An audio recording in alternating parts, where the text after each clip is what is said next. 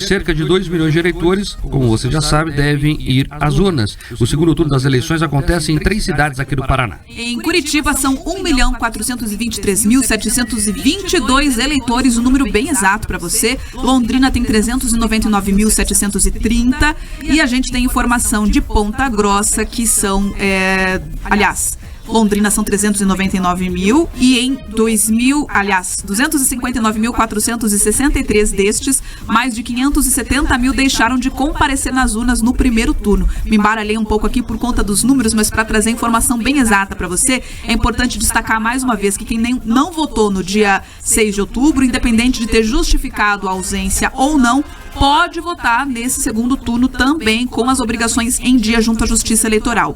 No total, o segundo turno, neste ano, abrange 17 zonas eleitorais nas 3 cidades, que contam com 700 locais de votação e 5.979 pontos de sessão eleitoral, que vão ser atendidas por 6.381 urnas eletrônicas. Isso significa que, em média, vai ter uma sessão eleitoral para cada 348 eleitores.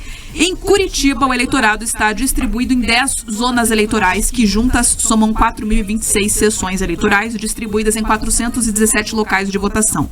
Em Londrina, são 4 zonas eleitorais, 1.181 sessões eleitorais e 156 locais de votação. Em Ponta Grossa, que tem o menor eleitorado entre essas 3 cidades, são 3 zonas eleitorais, 772 sessões eleitorais e 127 locais de votação. Ainda dentro desse apanhadão aqui desse cenário do segundo turno do Paraná, entre os eleitores aptos a votar, menos de 1%, cerca de 19.200, declararam à Justiça Eleitoral ter algum tipo de deficiência. A partir de uma campanha de incentivo à participação dessas pessoas como mesárias, aqui no Paraná, 557 vão atuar nas eleições. Em Curitiba, não custa lembrar o óbvio, a disputa hoje é entre Eduardo Pimentel, do PSD, e também Cristina Grêmio, do PMB. Em Londrina, Tiago Amaral, do PSD, e a professora Maria Tereza, do PP. Em Ponta Grossa, entre 2 mulheres, Mabel Canto, do PSDB, e a atual prefeita Elizabeth Schmidt, do União Brasil.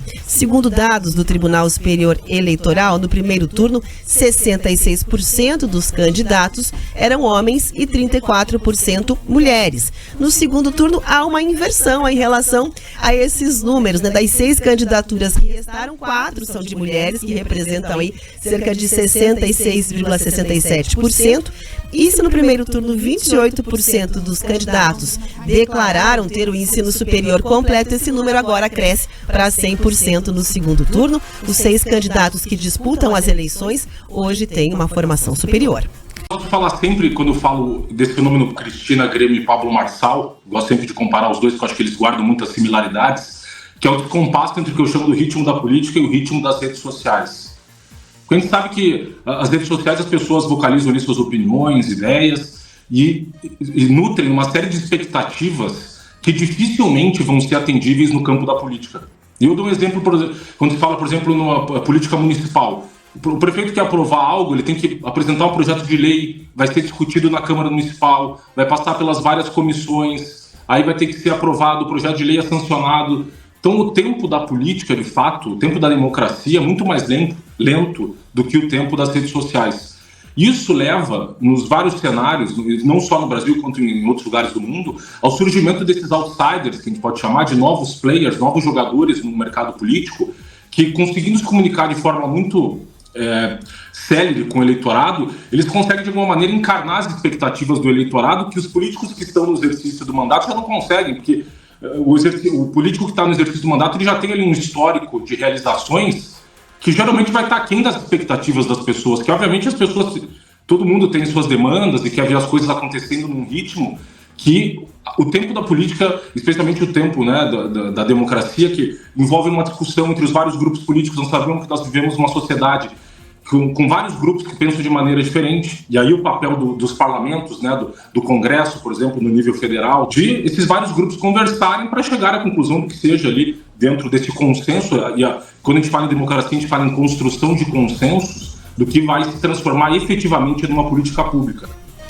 Olha, a gente acabou de ver aí a análise do Frederico Junkert, que trouxe justamente esse reflexo das redes sociais, por isso ele começou fazendo esse comparativo de Cristina Grêmio com o Pablo Marçal, que são candidatos que cresceram muito por conta da internet. Então, fazendo essa análise, comparando Curitiba com São Paulo, lá no caso o Pablo Marçal, que não avançou para o segundo turno.